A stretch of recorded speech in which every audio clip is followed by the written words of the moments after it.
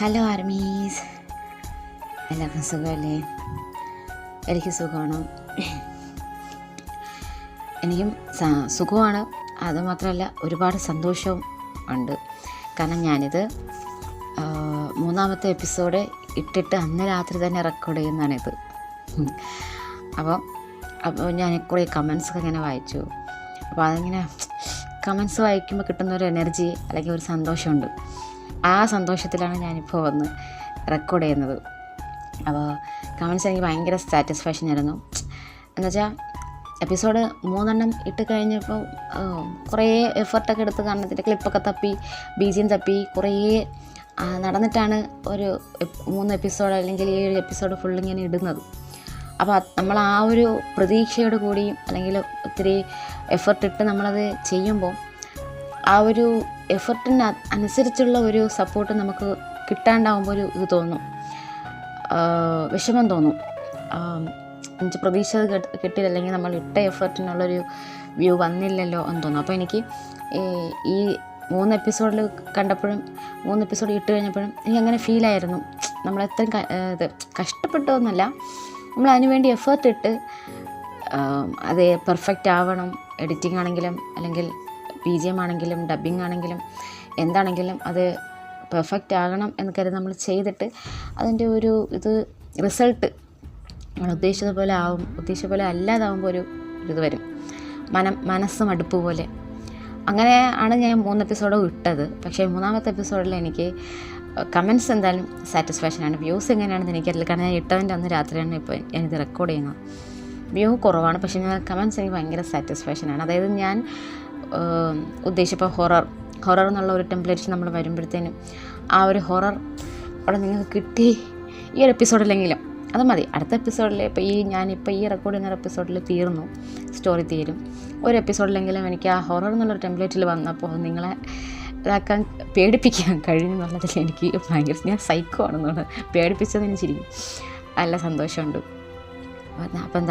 അപ്പോൾ നിങ്ങൾക്ക് എല്ലാവരും കണ്ട എല്ലാവർക്കും മീൻസ് എനിക്ക് 17K സബ്സ്ക്രൈബേഴ്സ് ഉണ്ട്, 17,000 പേരുണ്ട്. ഇതിൽ കുറച്ച് ആൾക്കാർ JKFF മുതലേ നമ്മൾ സബ് ചെയ്തിട്ടുള്ളവരായിരിക്കും. കുറേയൊക്കെ നമുക്ക് സ്പാമായിരിക്കും അതിൽ. പക്ഷേ ആ 17Kയിൽ വെറും 10K എനിക്ക് വ്യൂ ഈ ഡിവൈൻ ഇട്ടതിന് ശേഷം വരുന്നുള്ളൂ. പക്ഷേ ആ 10K, ആ 10,000 പേർ കണ്ടവരിലെല്ലാവർക്കും സ്റ്റോറി കുറച്ച് ഒരു 3/4% ആൾക്കാർക്കെങ്കിലും ഇഷ്ടപ്പെട്ടു എന്ന് തന്നെയാണ് എൻ്റെ വിശ്വാസം. കണ്ടവർക്ക് എല്ലാവർക്കും ഇഷ്ടപ്പെട്ടു എന്ന് തന്നെയാണ് വിശ്വാസം. നിങ്ങൾക്ക് സാറ്റിസ്ഫൈ ആക്കാൻ എനിക്ക് കഴിഞ്ഞു. എനിക്ക് സാറ്റിസ്ഫൈഡ്, ഞാൻ ഫുള്ളി സാറ്റിസ്ഫൈഡ് ആണ്. സ്റ്റോറി എനിക്ക് വ്യൂ കുറവാണെങ്കിലും പക്ഷേ എൻ്റെ എഫർട്ടിൽ ഞാൻ സാറ്റിസ്ഫൈഡ് ആണ്. ചില സ്റ്റോറീസ് ഞാൻ ഇട്ട് കഴിയുമ്പോഴും എനിക്ക് പേഴ്സണലായിട്ടൊരു സാറ്റിസ്ഫാക്ഷൻ കിട്ടാറില്ല. എനിക്ക് ഞാൻ ഉദ്ദേശിച്ച പോലെ വന്നില്ല, അല്ലെങ്കിൽ ഞാൻ ഉദ്ദേശിച്ച പോലെ BGM കിട്ടിയില്ല, അല്ലെങ്കിൽ ഞാൻ ഉദ്ദേശിച്ച ഒരു സീൻ കിട്ടിയില്ല, അങ്ങനെയൊക്കെ തോന്നാറുണ്ട്. പക്ഷേ ഈ ഡിവൈൻ ചെയ്യുന്ന സമയത്ത് എന്തോ ഭാഗ്യത്തിന് എനിക്ക് ആദ്യം മുതലേ BGM പക്കയായിട്ട് കിട്ടിയിട്ടുണ്ടായിരുന്നു. സീൻസ് എനിക്ക് കറക്റ്റ് എനിക്ക് ഇങ്ങനത്തെ ഒരു എലമെൻ്റാണ് വേണ്ടത്, എനിക്ക് ഇങ്ങനത്തെ ഒരു സീനാണ് മനസ്സിൽ വേണ്ടതെന്ന് ഞാൻ മനസ്സിലൊന്ന് ക്രിയേറ്റ് ചെയ്യുമ്പോൾ കറക്റ്റായിട്ട് ആ സീൻ എനിക്ക് യൂട്യൂബിൽ നിന്നോ അല്ലെങ്കിൽ പിൻട്രസ്റ്റിൽ നിന്നോ കിട്ടിയിട്ടുണ്ട്. അപ്പോൾ ആ എഡിറ്റിങ്ങിൽ ഞാൻ ഫുള്ളായിട്ട് സാറ്റിസ്ഫൈഡ് ആണ്. വ്യൂ കുറഞ്ഞ ചെറിയൊരു ഡിസപ്പോയിൻമെൻറ്റ് ഉണ്ടെങ്കിൽ കൂടി കണ്ടവർ ഒരുപാട് പേര് ഇഷ്ടപ്പെട്ടതിലും ആ ഒരു സ്റ്റോറിയെ അതിലെ റീച്ചൽ എന്നുള്ള കഥാപാത്രവും അല്ലെങ്കിൽ ഡേവിഡ് എന്നുള്ള കഥാപാത്രത്തിനൊക്കെ മനസ്സിലേറ്റതിന് ഒരുപാട് സന്തോഷം. പിന്നെ ഞാൻ ഹൊററാണെന്ന് അനൗൺസ് ചെയ്ത സമയത്തെ ഒരുപാട് പേര് എനിക്ക് മെസ്സേജ് ചെയ്തിരുന്നു, ചേച്ചി എനിക്ക് ഹൊറർ പേടിയാണ്, ഞാൻ ഹൊറർ അങ്ങനെ കാണാറില്ല എന്ന്, ഞാൻ മിക്കവാറും ഈ സ്റ്റോറി സ്കിപ്പ് ചെയ്യും എന്ന് എന്നോട് പറഞ്ഞായിരുന്നു. It's okay. അപ്പോൾ കണ്ടവരെല്ലാവർക്കും ഒരുപാട് നന്ദി. കാരണം നിങ്ങളുടെ കമൻസ് തന്നെയാണ് എനിക്ക് സ്ട്രെങ്ത്ത്. നിങ്ങളിങ്ങനെ കമൻറ്റ്സ് ഞാൻ ഇപ്പോൾ രാത്രി ഇങ്ങനെ കിടന്ന് എല്ലാം വായിച്ചപ്പോൾ എനിക്ക് ഓട്ടോമാറ്റിക്കായിട്ടൊരു വൈബ്രേഷൻ എൻ്റെ ഉള്ളിൽ, ഭയങ്കര ഹാപ്പിനെസ്, ഭയങ്കര സന്തോഷം. അപ്പോൾ അതിനൊരുപാട് നന്ദിയുണ്ട്. ഈ സ്റ്റോറിയിൽ 4 എപ്പിസോഡിലും അതിൽ ഹൊററാണ്, പേടിക്കാനുണ്ടാകുമോ അല്ലെങ്കിൽ പേടിക്കാനില്ലാണ്ടിരിക്കുമോ, അല്ലെങ്കിൽ ഇതിലെ മെയിൻ ക്യാരക്ടേഴ്സ് ഒന്നായില്ലേ എന്നുള്ളൊക്കെ ഒരു ഡൗട്ട് ഉണ്ടായിരുന്നിട്ട് കൂടി അത് കണ്ട് സപ്പോർട്ട് ചെയ്യാനും നമ്മുടെ എഫർട്ടിനെ അപ്രിഷ്യേറ്റ് ചെയ്യാനും മനസ്സ് കാണിച്ചതിന് ഒരുപാട് നന്ദി. അപ്പോൾ നമുക്ക് ലാസ്റ്റ് എപ്പിസോഡിലോട്ട് പോകാം.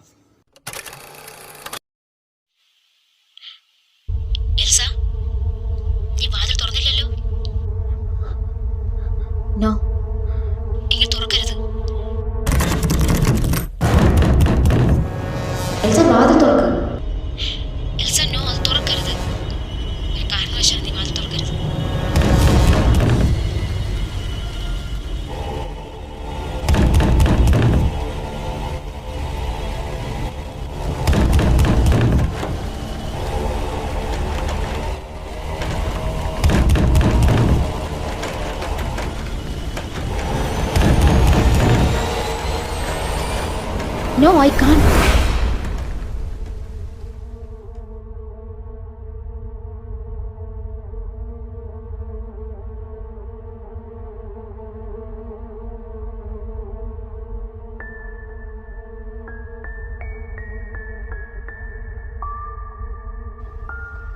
Elsa, everything is okay?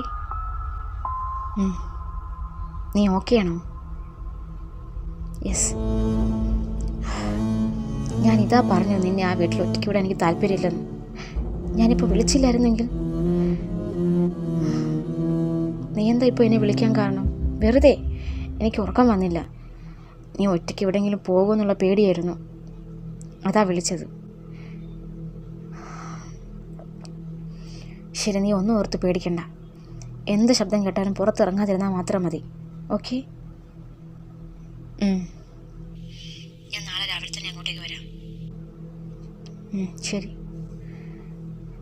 ഞാൻ വച്ചോട്ടെ? വേണ്ട. നിനക്ക് കോൾ കട്ട് ചെയ്യാതിരുന്നൂടെ? ഓക്കെ. അവളും കോൾ കട്ട് ചെയ്യാതെ ആ ഫോൺ അരികത്ത് തന്നെ വെച്ച് കിടന്നു.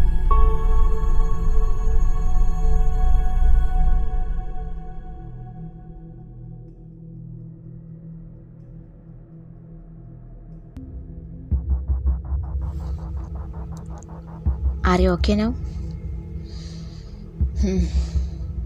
ഇന്നലെ നടന്നതെല്ലാം ഒരു ദുസ്വപ്നമായിട്ട് കരുതിയാൽ മതി. എന്താ? ഇല്ല ഷാരോൺ, ഇന്നലെ നടന്നതൊരു സ്വപ്നമായിട്ട് എനിക്ക് തോന്നുന്നില്ല. എന്നെ സ്വപ്നത്തിൽ നിന്ന് ആരോ വിളിച്ചുണർത്താൻ ശ്രമിക്കുന്നത് പോലെ തോന്നുന്നു. Y? Someone is seeking my attention. Who? I don't know. I have to find about it. നിന്റെ മനസ്സിൽ എന്താ തോന്നുന്നേ ഷാരോൺ? ആർക്കോ എന്നോട് എന്തോ പറയാനുള്ളത് പോലെ. ആർക്ക്? എനിക്ക് നീ എന്താ ഉദ്ദേശിക്കുന്നതെന്ന് മനസ്സിലാകുന്നില്ല എൽസ. ആരാ എന്താണെന്ന് എനിക്കറിയില്ല. പക്ഷെ ഒരു കാര്യം അറിയാം, ആ റൂം, അതിലെന്തോ ഉണ്ട്, ആരോ ഉണ്ട്. ഒരു പക്ഷേ എൻ്റെ മമ്മ ആ റൂമിലുണ്ടാകും.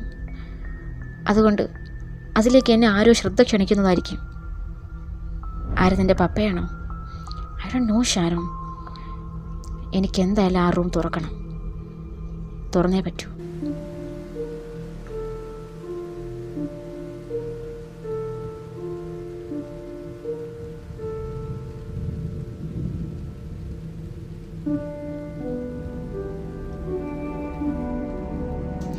തീൻമേശയിൽ ഭക്ഷണത്തിന് മുന്നിൽ ഇരിക്കുമ്പോഴും എൽസയുടെ കണ്ണ് എന്തൊക്കെയോ ഓടി നടന്ന് പരതുന്നത് ഫെഡറിക് ശ്രദ്ധിക്കുന്നുണ്ടായിരുന്നു.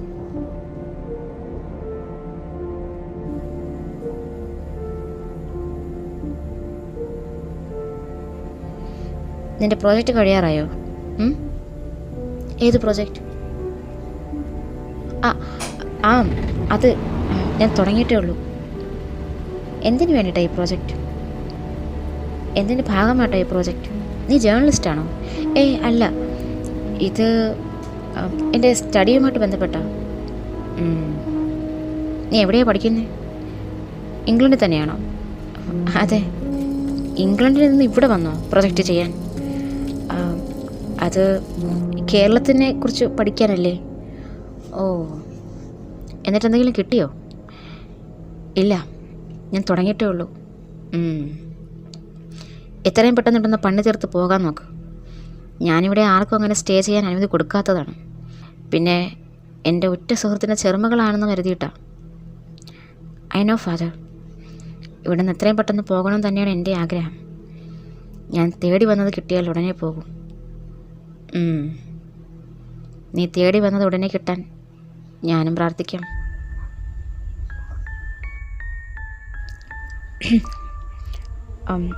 അല്ല ഫാദർ, എനിക്ക് ഇവിടുത്തെ കുളമൊന്ന് കാണാൻ കഴിയുമോ? ഇല്ല. അതെന്താ? അവിടെ കാണാനും മാത്രം ഒന്നുമില്ല. എല്ലായിടത്തും ഉള്ളതുപോലെ ഒരു കുളം. പക്ഷേ എല്ലായിടത്തും ഇവിടുത്തെ പോലത്തെ പ്രേതക്കുളം അല്ലല്ലോ. ഓ, അപ്പോൾ എല്ലാം അറിഞ്ഞിട്ടുള്ള വരവാണല്ലേ? അതോ ഇവിടെ വന്നതിന് ശേഷം കിട്ടിയ അറിവോ? ഇന്നലെ നീ ആ വൈറ്റാട്ടയുടെ വീട്ടിലേക്ക് കയറി പോകുന്നത് ഞാൻ കണ്ടു. അവിടെ നിന്ന് തന്നതാണോ ഈ അരമുറി അറിവ്? അല്ല, ഞാൻ മുമ്പും ഈ കുളത്തിനെ ചുറ്റിപ്പറ്റിയുള്ള കെട്ടുകഥകളെക്കുറിച്ച് നിഗൂഢതകളെക്കുറിച്ചുള്ള വാർത്തകൾ വായിച്ചിട്ടുണ്ട്.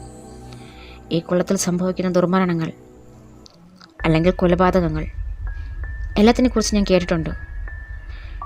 എന്നാൽ നീ കേട്ടതെല്ലാം സത്യം തന്നെയാണ്. അതുകൊണ്ട് തന്നെയാണ് പോകണ്ട എന്ന് പറഞ്ഞത്. ആ കുളത്തിൽ അനാവശ്യമായി പോയിട്ടുള്ളവരും ഇറങ്ങിയിട്ടുള്ളവരും ആർക്കും തന്നെ നരബാധിച്ചിട്ടില്ല. എന്നുവെച്ചാൽ അകാല മരണം ആയുസ് നീട്ടിക്കിട്ടില്ല നരബാധിക്കാൻ. അങ്ങനെയാണോ ഫാദറിൻ്റെ മകളും മരിച്ചത്? എൻ്റെ മകളോ? അതെ, ഫാദറിനൊരു മകളുണ്ടായിരുന്നില്ലേ? അവർക്കെന്താ സംഭവിച്ചത്? Where is she still alive? ഇത് നിനക്ക് ആവശ്യമില്ലാത്ത ചോദ്യങ്ങൾ. എൻ്റെ മകൾ ഈ നാട് വിട്ടുപോയി. ആരുടെയോ ഒപ്പം ഒളിച്ചോടിപ്പോയി. ഒപ്പം അവളുടെ അമ്മയും. ഇത് മാത്രമേ എനിക്കറിയാവൂ. അവൾ ഇപ്പോഴും ജീവിച്ചിരിപ്പുണ്ടോ അതോ മരണപ്പെട്ടോ എന്നൊന്നും എനിക്കറിയില്ല.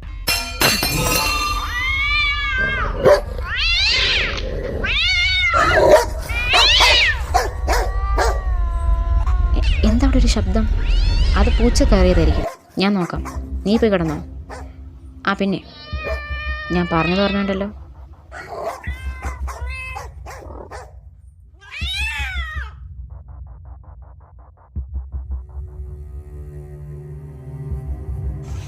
അന്ന് രാത്രി ഉറക്കം വരാതെ എൽസ കട്ടിലിൽ തന്നെ കിടന്നു. കാരണം സാധാരണ കേൾക്കാറുള്ള ഒരു ശബ്ദശകലങ്ങളോ കരച്ചിലോ ഇന്ന് കേൾക്കുന്നുണ്ടായിരുന്നില്ല. അതിലൊരു അസ്വാഭാവികത അവൾക്ക് തോന്നി. അവൾ കുറച്ചു നേരം എന്തോ ആലോചിച്ചിരുന്നിട്ട് പതിയെ എഴുന്നേറ്റ് ജനലക്കരികിൽ വന്നു നിന്നു. പെട്ടെന്ന് ഫെഡറിക് വീടിന് പുറത്തേക്ക് ഇറങ്ങിപ്പോകുന്നത് അവൾ ശ്രദ്ധിച്ചു. അയാൾ പുറത്തു പോയി എന്ന് ഉറപ്പായതും എൽസ പതിയെ വാതിൽ തുറന്ന് പുറത്തേക്കിറങ്ങി. അവൾ ഓടി ആ അടച്ചിട്ട റൂമിന് മുന്നിലെത്തി. അവൾ ആദ്യം അത് തുറക്കാൻ എന്തെങ്കിലും വഴിയുണ്ടോ എന്ന് നോക്കിയെങ്കിലും പിന്നീട് അവൾ ഓടി ഫെഡറിക്കിൻ്റെ റൂമിലേക്കാണ് എത്തിയത്. വേറെ ഒന്നിനുമല്ല, ആ റൂമിൻ്റെ കീ തിരയാൻ.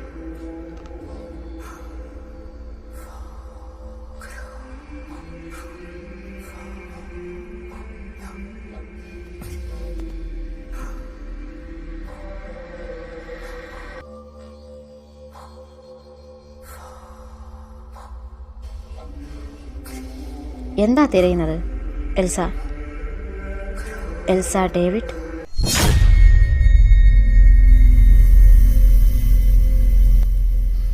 ഞാൻ എങ്ങനെയാ നീ ആരാണെന്ന് അറിഞ്ഞു എന്നായിരിക്കും ചിന്തിക്കുന്നത് അല്ലേ? വർഷങ്ങൾക്ക് മുമ്പ് മരിച്ചുപോയ ഫ്രാൻസിസിൻ്റെ പേരും പറഞ്ഞ് നീ ലെറ്റർ തന്നപ്പോഴേ ഞാൻ മനസ്സിലാക്കി എൽസ. എനിക്കെൻ്റെ ചോരയെ കണ്ടാൽ മനസ്സിലാകില്ലേ? സാരല്ല, അവസാനം നീ എൻ്റെ കയ്യിലേക്ക് തന്നെ വന്നുവല്ലോ. 25 വർഷങ്ങൾക്ക് മുമ്പ് നിന്നെ എൻ്റെ കയ്യിൽ നിന്ന് രക്ഷപ്പെട്ടു എന്ന് ഞാൻ കരുതിയത്. പക്ഷേ നീ ഈ മുത്തച്ഛനെ തേടി വന്നു. എനിക്കറിയാം നീ ഇവിടെ വരുമെന്ന്. അതുകൊണ്ടല്ലേ ഞാൻ ഇത്ര വർഷം കാത്തിരുന്നത് എന്ന് പറയുമ്പോൾ തന്നെ അയാൾ അവളുടെ അടുത്തേക്ക് നീങ്ങി വന്നു. വാ, മുത്തശ്ശൻ അടുത്തേക്ക് വാ. മുത്തശ്ശൻ നോക്കിക്കോളാം നിന്നെ ഇനിയുള്ള കാലം. ഇല്ല, നിങ്ങൾ എൻ്റെ അടുത്തേക്ക് വരരുത്. എന്താ എൽസ ഇത്? നീ എൻ്റെ റേച്ചലിൻ്റെ മകളല്ലേ? മുത്തശ്ശനോട് ഇങ്ങനെയൊന്നും പറയരുത്. അമ്മയെപ്പോലെ മകളും അനുസരണക്കേട് കാണിക്കരുത്. എൻ്റെ വാക്ക് അനുസരിക്കാത്തത് കൊണ്ടാണ് അവൾക്ക് അങ്ങനെ ഒരു ദുർവിധി ഉണ്ടായത്. നിങ്ങൾ എൻ്റെ മമ്മ എന്താ ചെയ്തത്? അമ്മ ഇപ്പോൾ എവിടെയാണ് ഉള്ളത്? ഇവിടെയാണെങ്കിലും ദയവ് ചെയ്ത് പറഞ്ഞതാ. ഞാൻ എൻ്റെ മമ്മയും കൊണ്ട് എങ്ങോട്ടെങ്കിലും പൊയ്ക്കൊള്ളാം. നിങ്ങൾക്കൊരു ശല്യമാവാതെ. ശല്യമോ? നീയും നിൻ്റെ മമ്മയും എനിക്ക് ഒരിക്കലും ഒരു ശല്യമല്ല എൽസ. എൻ്റെ വാക്ക് ധിക്കരിക്കുന്നത് വരെ.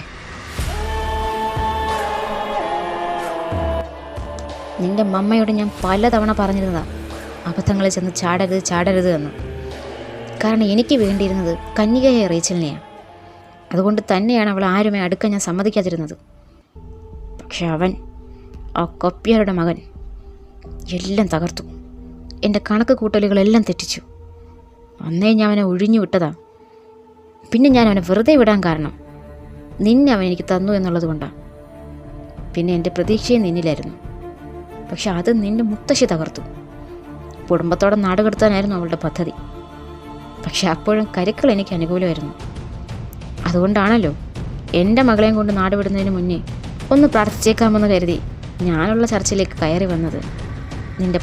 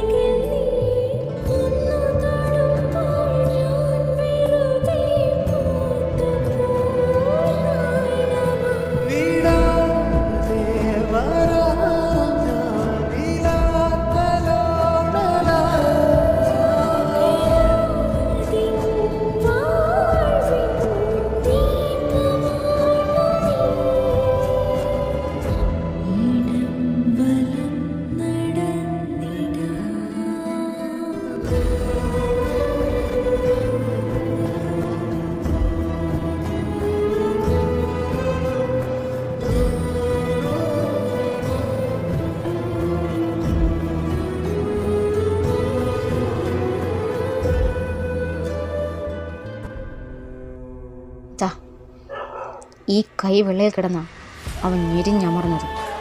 നിങ്ങളുടെ ഈശോയുടെ മുന്നിൽ വെച്ച് തന്നെയാണ് അവൻ്റെ പണി തീർത്തത്. ചർച്ചിൽ വെച്ചോ? അതെ. എന്നിട്ടാണ് അവനെ ഞാൻ ആ കുളത്തിൽ കൊണ്ട് തള്ളിയത്, എപ്പോഴത്തെയും പോലെ. നിങ്ങളൊരു പിശാചാണ്. അതെ, പക്ഷേ നിന്റെ ദൈവത്തിന് പോലും അവനെ രക്ഷിക്കാൻ കഴിഞ്ഞില്ലല്ലോ. അവനെ മാത്രമല്ല, നിന്റെ മമ്മയെ. ഇപ്പോൾ മനസ്സിലായില്ലേ നിങ്ങളുടെ ദൈവത്തെക്കാൾ ശക്തിമാനാണ് സാത്താനെന്ന്?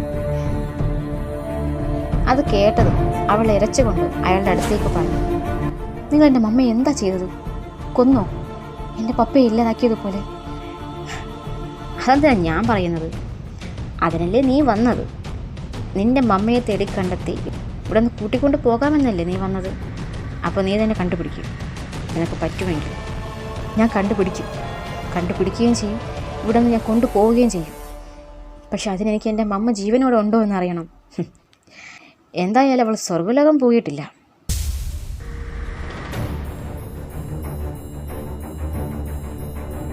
എന്നും പറഞ്ഞ് അയാൾ അവിടെ നിന്ന് പോയി. അപ്പോൾ അതിനകത്ത് എൻ്റെ അമ്മ ഇപ്പോഴും ജീവനോട് ഇരിപ്പുണ്ടെന്നല്ലേ? അതെ.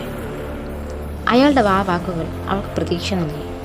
അവൾ ഉടനെ തന്നെ ഷാരോണിനെ വിളിച്ച് കാര്യം പറഞ്ഞിട്ട് അവൾ കുറച്ചുകൂടി ഊർജിതമായി അന്വേഷിക്കാൻ തുടങ്ങി. അതിനിടയ്ക്ക് അവൾ അവരുടെ ആ പഴയ കുളക്കടവിലേക്കും പോയി നോക്കി. തൻ്റെ മമ്മയുടെയും പപ്പയുടെയും ഒരുപാട് ഓർമ്മകൾ ഉറങ്ങുന്ന സ്ഥലം.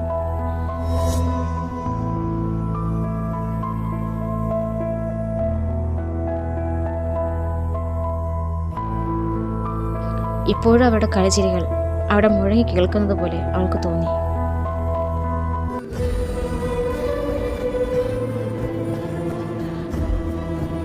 അമ്മ, ഞാൻ വന്നു അമ്മ. അമ്മയെ തേടി എൽസ വന്നു. അമ്മ ഇപ്പം എവിടെയാ ഉള്ളത്? ഏത് കാണാൻ അറിയാത്ത വിളിച്ചിരിക്കുന്നു.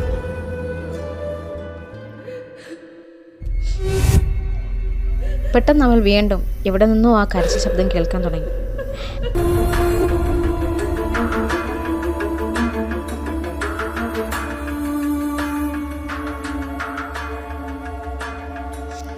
പഴയ തടി കൊണ്ടുള്ള തടിയൻ മരവാതിൽ അവൾ മാത്രം തള്ളിയിൽ തുറക്കില്ല എന്നറിയാമെന്നുള്ളതുകൊണ്ട് അവൾ അയാളുടെ മുറിയിലേക്ക് വന്ന് ആ താക്കോൽ തിരഞ്ഞ് കണ്ടുപിടിച്ചു. അതോടൊപ്പം അയാൾ മുറിയിൽ സൂക്ഷിച്ചിരുന്ന ഒരു കത്തി അവൾ കയ്യിൽ കരുതി. ആ താക്കോൽ ആ മുറിയുടെ തന്നെ ആയിരിക്കുമെന്ന് പ്രത്യാശിച്ചുകൊണ്ട് അവളത് ഇട്ടു നോക്കി.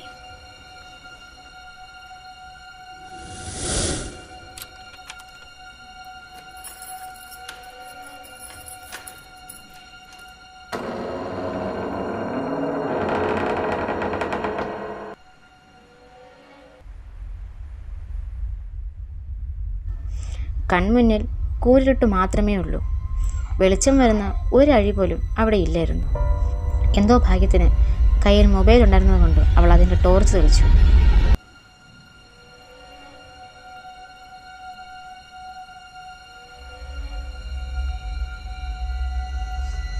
മമ്മ, മമ്മ. ടോർച്ചിൻ്റെ വെട്ടത്തിൽ അവൾക്ക് ആ റൂമിൽ ഒന്നും കാണാൻ കഴിഞ്ഞില്ല. വെറും ശൂന്യതയായിരുന്നു. ആ ഇരുട്ടും ശൂന്യതയും അവളെ വല്ലാതെ അസ്വസ്ഥപ്പെടുത്തുന്നുണ്ടായിരുന്നു. അതേസമയം ആ മുറിയെ ലക്ഷ്യമാക്കി അവിടെ ആരോ വരുന്നുണ്ടായിരുന്നു.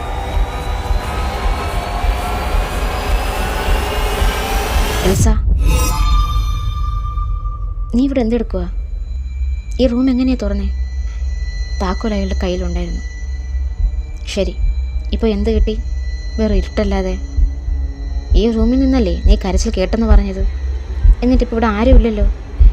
ഇല്ല ഷാരോൺ, എനിക്കിവിടെ ആരുടെ സാന്നിധ്യം ഫീൽ ചെയ്യുന്നുണ്ട്. നീ ചുമ്മാതിരിക്കുക എൽസ. എല്ലാം നിൻ്റെ തോന്നല. ഇവിടെ അങ്ങനെ ആരുമില്ല. കണ്ടില്ലേ പൊടിയും മാറാലയും പിടിച്ച്. അല്ല ഷാരോൺ, വേണ്ട, മതി ഇവിടെ നിന്നത്. നമുക്ക് വേറെ എവിടെയെങ്കിലും അന്വേഷിക്കാം. എന്തായാലും ജീവനോടെ ഉണ്ടെന്ന് ഉറപ്പായല്ലോ എന്നും പറഞ്ഞ് അവരിരുവരും ആ റൂം വിട്ട് പുറത്തിറങ്ങാൻ തുടങ്ങിയതും പെട്ടെന്ന് എൽസ എന്തെല്ലോ ചവിട്ടിയതുപോലെ തോന്നി.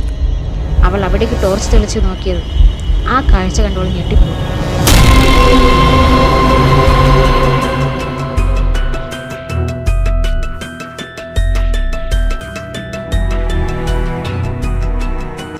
ഇതാരുടെയാ? അറിയില്ല. പക്ഷേ അങ്ങനെ ആകില്ല. ഇത് മറ്റാരുടെതെങ്കിലും ആകും. അല്ല, നീ ചിന്തിച്ചത് ശരിയാണ് എൽസ. ഇതോ നിന്റെ മമ്മ. നോ, ഇതെൻ്റെ മമ്മ അല്ല. നിങ്ങൾ കള്ളം പറയുമോ? ഞാനതിന് കള്ളം പറയണം? അതുകൊണ്ട് എനിക്കെന്തു പ്രയോജനം? ഈ കിടക്കുന്ന എല്ലിൻ കഷണം അത് തന്നെയാണ് നിന്റെ മമ്മ. ഇതാണ് അവൾ ചെയ്തതിനുള്ള ശിക്ഷ.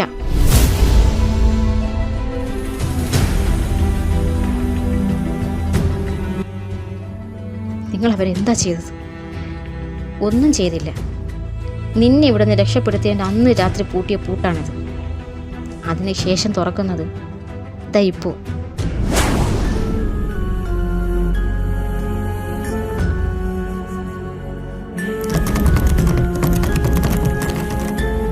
പപ്പാ, പപ്പ പ്ലീസ്, പപ്പ ഈ ഡോറൊന്ന് തുറക്കും. പപ്പ, പപ്പ പ്ലീസ്.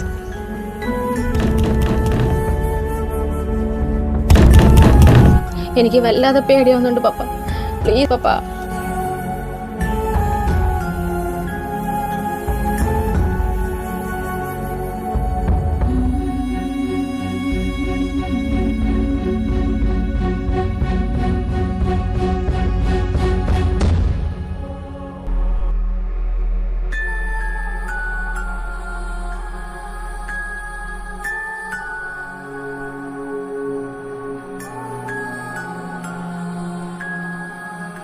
എൻ്റെ കൈകൊണ്ടല്ലാത്ത മരണം, ഗതി കിട്ടാത്ത ആത്മാവ്, നിന്റെ പപ്പയുടെ മമ്മയുടെ ആത്മാക്കൾ പോലും കൂടി ചേരാനാകാത്തവൻ തടയുക. അതാണ് ഞാൻ അവൾക്ക് കൊടുത്ത ശിക്ഷ.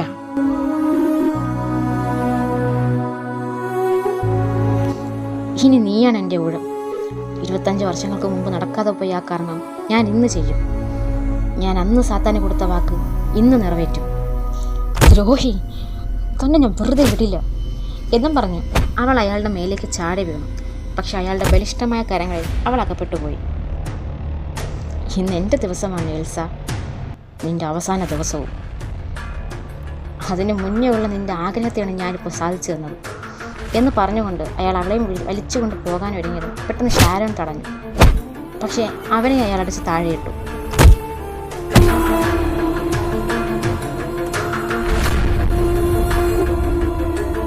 പെട്ടെന്ന് എൽസ അയാളുടെ കയ്യിൽ നിന്ന് സർവ്വശക്തിയും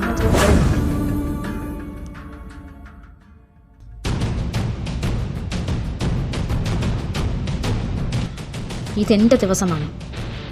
എൻ്റെ മമ്മയുടെയും പപ്പയുടെയും ദിവസമാണ്. അവരെ ദ്രോഹിച്ചതിനും ജീവനെടുത്തതിനും പകരം വീട്ടുന്ന ദിവസം. എനിക്കറിയാം നിനക്ക് ഞാനീ തരാൻ പോകുന്ന ശിക്ഷ അല്പം കുറഞ്ഞതാണ്. എന്നാലും എനിക്കിത് ചെയ്തേ പറ്റൂ. ഇല്ലെങ്കിൽ എനിക്കെൻ്റെ മമ്മയുടെ ആത്മാവിനെ പോലും മോചിപ്പിക്കാൻ കഴിയില്ല എന്ന് പറഞ്ഞുകൊണ്ട് അവൾ അയാളുടെ അടുത്തേക്ക് കുതിച്ചു.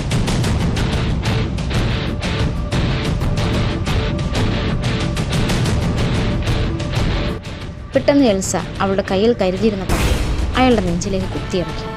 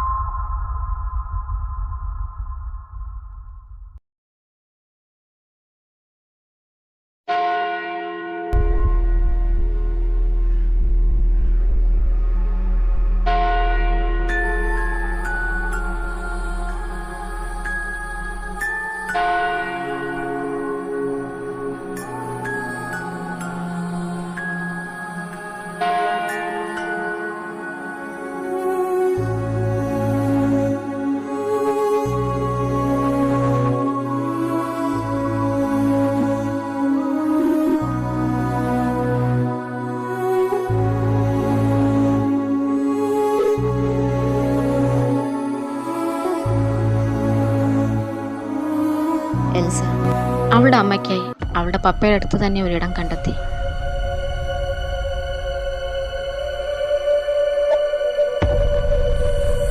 ഞാൻ എൻ്റെ മമ്മയുടെ ആത്മാവിനെങ്കിലും ശാന്തി കൊടുത്തു, അല്ലേ ഷാരോൺ? നമ്മളെ കൊണ്ട് അതിനല്ലേ കഴിയും. എന്തൊക്കെ മോഹങ്ങളായിട്ടാണ് ഞാൻ വന്നത്, ഒന്നും നടന്നില്ല. അവസാനം എനിക്ക് കിട്ടിയത് കുറച്ച് എല്ലിൻ കഷ്ണം. വിഷമിക്കല്ലേ എൽസ, നീ ഒന്ന് ആലോചിച്ച് നോക്ക്. നീ ഇങ്ങോട്ട് വരാതിരുന്നെങ്കിലോ നിന്റെ മമ്മയുടെ ആത്മാവിനെങ്കിലും മോചനം കിട്ടുമായിരുന്നു. നിന്നെ കൊണ്ട് അതെങ്കിലും ചെയ്യാൻ കഴിഞ്ഞില്ലേ?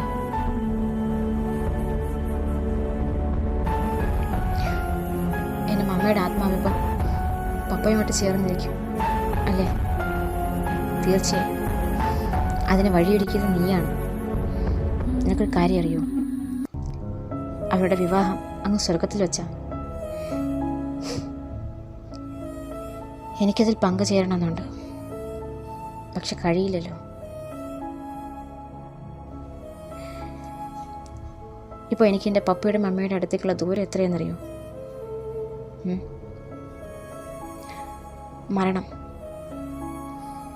മരണം മാത്രമാണ് എൻ്റെ മുന്നിലെ തടസ്സം.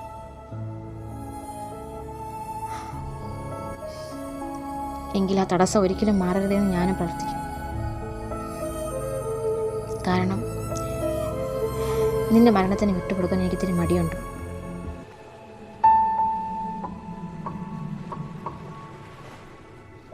നിനക്കൊരു കാര്യം കാണിച്ചു തരാം. ദേ അങ്ങോട്ടേക്ക് നോക്കൂ.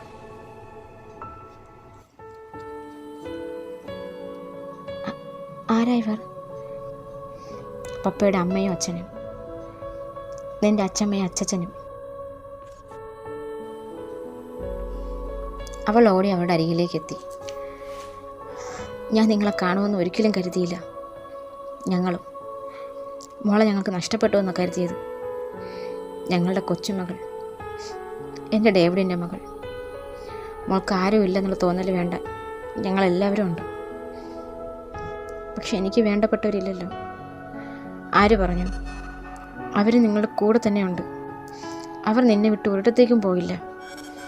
നിനക്ക് കാവലേട്ടവരെപ്പോഴും നിൻ്റെ കൂടെ ഉണ്ടാകും. കാരണം എന്താണെന്നറിയോ? നിൻ്റെ ജീവന് അവരുടെ ജീവൻ്റെ വിലയുണ്ട്.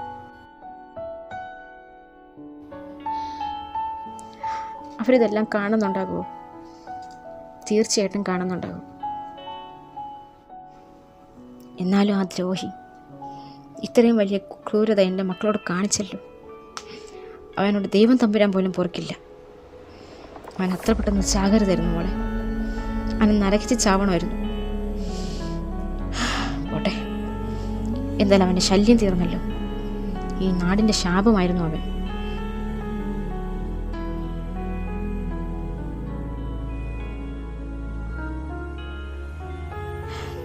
ശരി, ഞങ്ങൾ ഇറങ്ങട്ടെ. മോൾ ഇവിടേക്ക് ഇടയ്ക്കിടയ്ക്ക് വരണം. മോളുടെ പപ്പയുടെയും മമ്മയുടെയും കല്ലറ എവിടെയാണുള്ളത്? ഞാൻ തീർച്ചയായിട്ടും വരും അച്ഛമ്മേ. ശരി, ഞങ്ങൾ ഇറങ്ങട്ടെ. അവൾ അവസാനമായി പപ്പയുടെ കല്ലറയിൽ നിന്ന് പ്രാർത്ഥിച്ചിട്ട് അവിടെ നിന്ന് യാത്രയായി.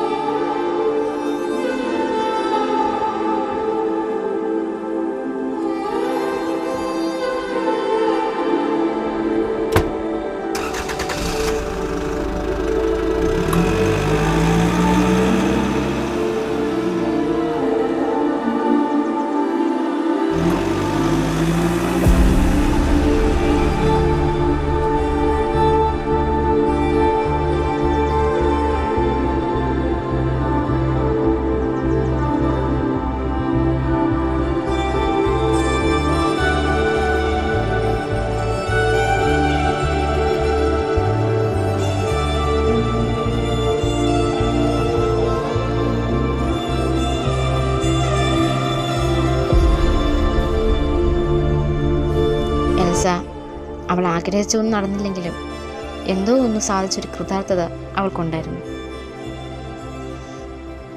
എൻ്റെ വരവ് വെറുതെ ആയോ ഷാരോൺ? ഏയ്, ഒരിക്കലുമില്ല. വേറെ ഒന്നുമില്ലെങ്കിലും അയാളെങ്കിലും ഇല്ലാതാക്കിയല്ലോ. അയാൾക്ക് കൊടുക്കേണ്ട ശിക്ഷയെങ്കിലും കൊടുത്തല്ലോ.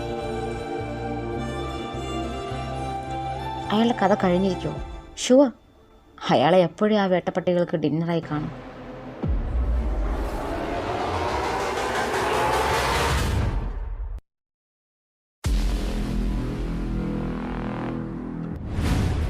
അന്ന് അവൾ കത്തി അയാളുടെ നെഞ്ചിലേക്ക് കുത്തിയിറക്കിയെങ്കിലും അയാൾ മരിച്ചിരുന്നില്ല. എൽസയും ഷാരോണും അയാളെയും വലിച്ച് ആ വീടിൻ്റെ ബേസ്മെൻറ്റിലേക്ക് വന്നു. അയാളുടെ രഹസ്യ അറയിൽ.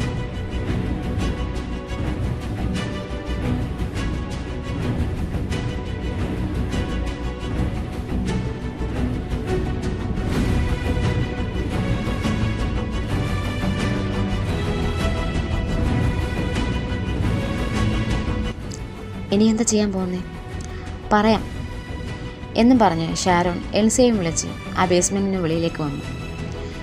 അയാളെങ്ങനെ ഇട്ടിട്ട് പോകാനാണോ പ്ലാൻ? നോ, അയാളെ തനിച്ചാക്കണ്ട, നമുക്ക് കുറച്ച് കൂട്ടുകാരെ കൊടുക്കാം എന്നും പറഞ്ഞ് അവൻ മാത്രം പുറത്തുപോയി. എൽസ ഒന്നും മനസ്സിലാക്കാതെ നിന്നു. കുറച്ച് കഴിഞ്ഞപ്പോൾ ഷാരോൺ വന്നു, കൂടെ ചിലരും.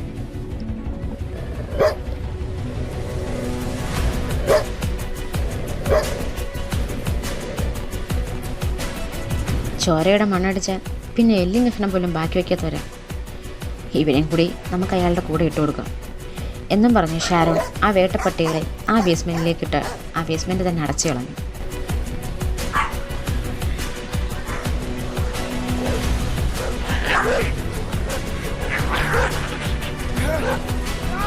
ബാ, ഇനി അയാളുടെ കാര്യം അവർ നോക്കിക്കോളൂ.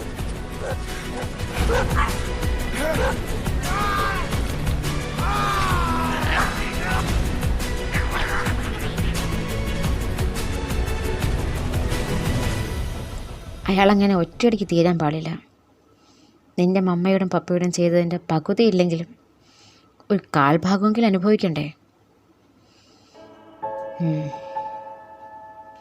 അനുഭവിക്കണം.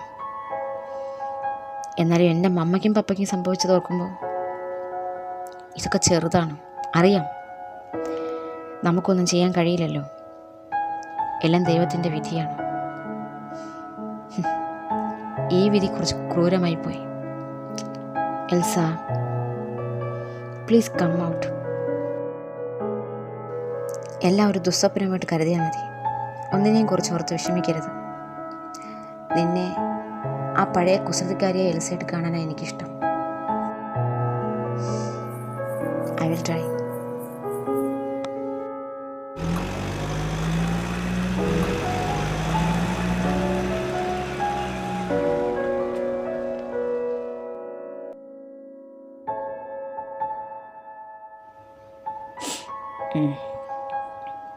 എനിക്ക് നിന്നൊരു കാര്യം കാണിക്കാനുണ്ട്. എന്താ? അവളൊരു ഗിഫ്റ്റ് അവൾക്ക് നേരെ നീട്ടി. അവളത് പെട്ടെന്ന് പൊട്ടിച്ചു നോക്കി.